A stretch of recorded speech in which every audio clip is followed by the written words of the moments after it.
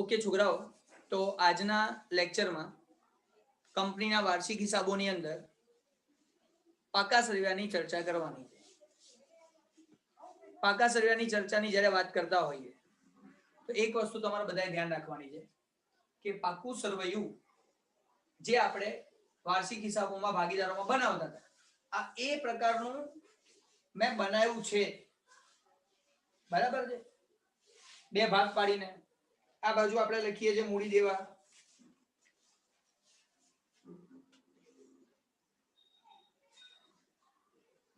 અને આ બાજુ આપણે લખીએ છીએ મિલકત લેણા. રકમ આવા ખાનાઓ આપણે બનાવીએ છીએ અને આવું આપણે શીખી ચૂક્યા છીએ. કંપનીના વાર્ષિક હિસાબોમાં આવું નથી હોતું. કંપનીના વાર્ષિક હિસાબોમાં બે બાજુ નથી હોતી, પત્રક હોય છે. અને એ પત્રક એટલે કેવું, જ્યારે આપણે પત્રકની વાત કરતા હોઈએ, પત્રકની ચર્ચા કરીએ તો આ જે મિલકત લેણા બાજુ દેખાય છે ને, એને આપણે આની નીચે મૂકી દઈએ, આમ લાઈનમાં. આને ઉઠાઈને આની નીચે એકદમ લાઈનમાં લખવાનું, અહીંયા મૂડી દેવા અને મિલકત લેણા એવી રીતે. તો આની અંદર ખાલી શું કરવાનું છે, આને નીચે મૂકવાનું છે, એટલે લાઈનમાં લખવાનું છે. ઉપર મૂડી દેવા વાળી આઈટમો અને નીચે મિલકત લેણા વાળી આઈટમ, એટલે સીધે સીધું પત્રક તૈયાર થઈ ગયું આપણું. બસ એટલું જ કરવાનું છે. એટલે વાર્ષિક હિસાબો કંપનીના પૂરા થઈ જાય. હવે ખાસ જે સમજવાનું છે કે નામ આવા લખાય છે ના, નામ બદલાય છે, એનું ફોર્મેટમાં થોડુંક ચેન્જ થાય છે. અને એ ચેન્જીસ આપણે સમજી લેવાનું કે સર ખરેખર એનું હેડિંગ શું લખાય છે, એની અંદર શું લખાશે, પછી આ જે છે એની નીચે શું લખાશે, કયા નામ લખાશે. જો એ લખતા આવડી ગયું એટલે કંપનીના વાર્ષિક હિસાબોમાં એનાથી વધારે કશું કરવાનું આવતું નથી. કંપનીના વાર્ષિક હિસાબમાં બસ એટલી જ આઈટમ આવશે એટલે તમારું કામ પૂરું. એટલું જ છે કંપનીના વાર્ષિક હિસાબોમાં, બસ. હવે એની ચર્ચા જેને આવડે છે એ મારી જોડે કરશે.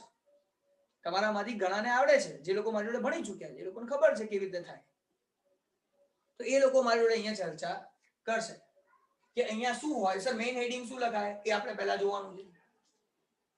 ચલો, કોણ કહેશે? હા, જે લોકો જોડે ચોપડી છે ને એ ચોપડીમાં ખોલી શકે છે, સમજી શકે છે. બરાબર? હું ચોપડીમાં તમને પાના નંબર કહી દઉં.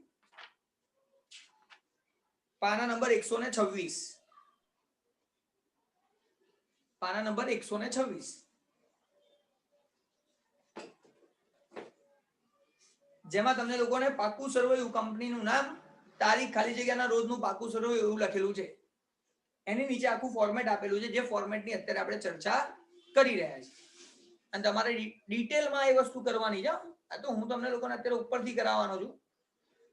નેક્સ્ટ લેક્ચર સુધીમાં નફા નુકસાનનું પત્રક પતાવો બધા, પછી આની ચર્ચા ડિટેલમાં કરવાની છે. અત્યારે મેઇન નામ યાદ રહેવા જોઈએ. ચલો, કોને યાદ છે? સર અહીંયા મૂડી દેવા નહીં, આનું બીજું નામ છે. કારણ કે અહીંયા મૂડી એ અલગ પ્રકારની હોય એટલા માટે. જેને યાદ હોય બોલો. આ બે નામ મેઇન શું છે? બે ભાગ પડે છે, એક ભાગ અને એની નીચે બીજો ભાગ. આ એની નીચે લખાય છે, બસ એક પત્રકની જેમ, જે અહીંયા આપેલું છે. હા બેટા બોલો. ઇક્વિટી અને જવાબદારીઓ. Very good. તો પહેલું નામ આપણે ઇક્વિટી અને જવાબદારીઓ અને મિલકતો. એક જ હું લખું છું. એટલે આ છે ને ભૂસી નાખું છું. આની જગ્યાએ આપણે લખીશું ઇક્વિટી અને જવાબદારીઓ. દેવાને જવાબદારી કહે છે. અને મૂડી, અહીંયા ઇક્વિટી શેર મૂડી હોય. જ્યારે કંપનીની વાત કરીએ ને આપણે, તો કંપનીની અંદર ઇક્વિટી શેર મૂડીનો સમાવેશ થતો હોય છે. એટલે આપણે અહીંયા ઇક્વિટી શેર મૂડીની વાત કરવાની છે. તો અહીંયા એક નંબર લખીશ, પહેલું ઇક્વિટી અને જવાબદારી. એટલે આ મૂડી દેવાનું નામ છે એક ઇક્વિટી અને જવાબદારી. જે ઇક્વિટી અને જવાબદારીઓ મારે આની અંદર લખવાની રહેશે. અચ્છા, પછી બીજું, આ આખું ઇક્વિટી જવાબદારી પતે એનો સરવાળો કરી દઈશ.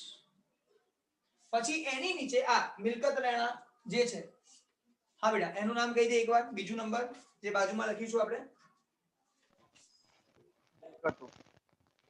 મિલકતો, ખાલી એનું નામ છે મિલકતો, બીજું નંબર છે મિલકતો. એટલે મિલકત લેણા શબ્દ લેણા કાઢી નાખ્યું. કંપનીના વાર્ષિક હિસાબોમાં આ લોકોએ શું કર્યું? તો ઇક્વિટી અને જવાબદારીઓ એનો સરવાળો કર્યો, પછી મિલકતો નીચે લખી એનો સરવાળો કર્યો. આનો સરવાળો નાનો સરવાળો સરખો હોવો જોઈએ, તો ત્યાં પણ એ બંનેનો સરવાળો સરખો જ હોવો જોઈએ. ખાલી શું છે, એક પત્રક બનાવી દીધું. આપણે બે બાજુ કરીને સમજીશું. આપણે આને બે બાજુ તરીકે સમજીશું. આપણે એને ઉપર નીચે નથી લખતા, આજુબાજુમાં જ લખીશું. પણ તમારે શું કરવાનું? સીધે સીધું પત્રક જ બનાવવાનું. કોને ખબર નથી પડતી પૂછી શકે. પાના નંબર 126 ઉપર આપેલું છે, એટલે મારે કઈ વધારે કહેવાની જરૂર નથી. તમને ખ્યાલ આવતો હશે. ચલો આગળ જઈએ. હવે મેં શીખવાડ્યું હતું એ પ્રમાણે કોને યાદ છે? સર આ બાજુ આટલું ને આ બાજુ આટલું, આ રીતે ભાગ પડે છે, એ બોલો.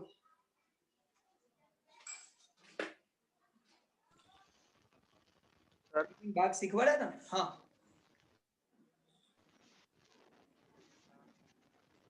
ઇક્વિટી અને જવાબદારી બાજુ પહેલું આવે શેર હોલ્ડર ના હિસાબ ભંડોળ. કેટલા ભાગ? ખાલી ભાગની વાત છે. અહીંયા કેટલા ભાગ ને અહીંયા કેટલા ભાગ? ઇક્વિટી બાજુ 3 અને મિલકતો બાજુ 2. બસ આટલું જ ધ્યાન રાખો ભાઈ. ઇક્વિટી અને જવાબદારી બાજુ 3 ભાગ પડે છે અને મિલકતોના 2 ભાગ પડે છે. આ પહેલા યાદ રાખવાનું, જેથી આપણને કામ યાદ રાખવાનું જે છે એ સરળ થઈ જાય. તો ઇક્વિટી અને જવાબદારીના 3 ભાગ પડે છે અને મિલકતોના 2 ભાગ પડે છે. તો અહીંયા હું ભાગ લખી નાખું છું. પહેલા 1, 2 અને 3 ભાગ. પહેલો ભાગ, બીજો ભાગ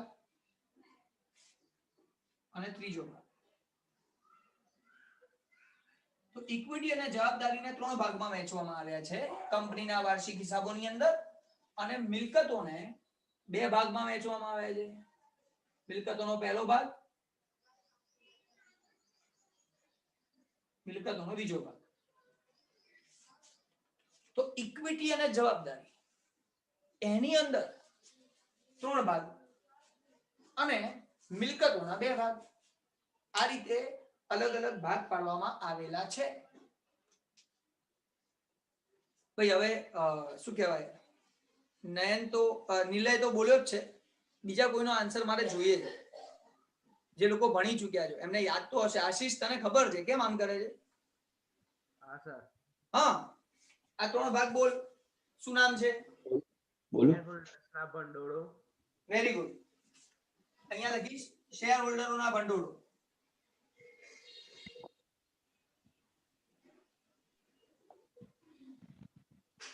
છોકરાઓ સમજજો ધ્યાનથી.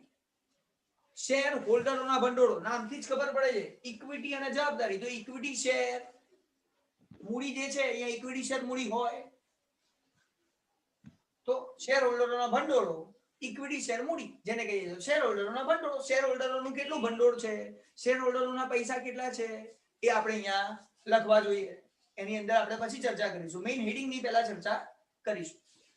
હા આશીષ, બીજું? બિનચાલુ જવાબદારીઓ. ચાલુ જવાબદારીઓ કે બિનચાલુ? બિનચાલુ. Very good. બિનચાલુ જવાબદારી, બિનચાલુ જવાબદારીઓ અને અહીંયા ચાલુ જવાબદારીઓ.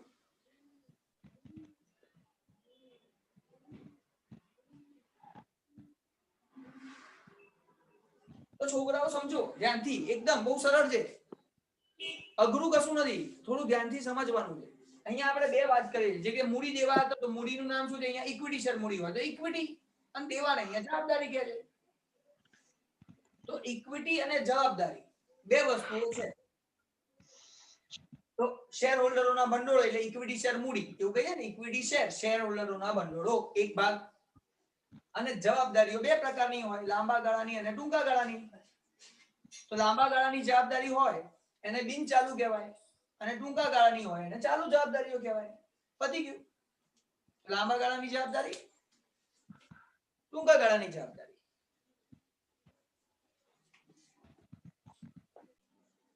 ચલો તો આ ત્રણ ભાગ તમને લોકોને મગજમાં આ બે નામ પરથી ખબર પડશે. ઇક્વિટી, શેર મૂડી. તો શેર હોલ્ડરના ભંડોળ. જવાબદારીઓ બે પ્રકારની, બિનચાલુ, ચાલુ. બિનચાલુ એટલે લાંબા ગાળાની, ચાલુ એટલે ટૂંકા ગાળાની. આટલામાં કોઈને કઈ ડાઉટ ખબર ના પડી હોય તો પૂછી લો પહેલા. આટલામાં કોઈને ખબર ના પડી હોય તો પૂછી લો.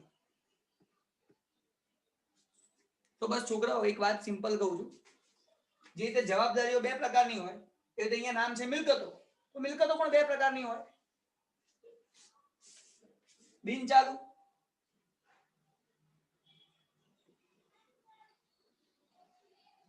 અને ચાલુ મિલકતો.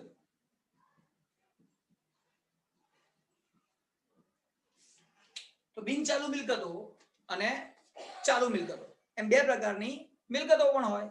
એટલા માટે આના મિલકતોના બે ભાગ પડે છે. સામે ત્રણ ભાગ પડવાનું રીઝન છે કે ત્યાં બે આઈટમ હોય, એક ઇક્વિટી છે ને બીજું જવાબદારી છે. જવાબદારીના બે ભાગ, ઇક્વિટી એક, અહીંયા એક જ છે મિલકતો, તો એના જ બે ભાગ પડે છે. ચલો એના પછી મેં શું શીખવાડ્યું હતું, કોને યાદ છે? અંદરની ડિટેલની વાત નથી, એક વસ્તુ સામાન્ય શીખવાડી હતી કે આટલું યાદ રાખવાનું કે આની અંદર આવું. 2 3 4 વેરી ગુડ. હજી આગળ છે.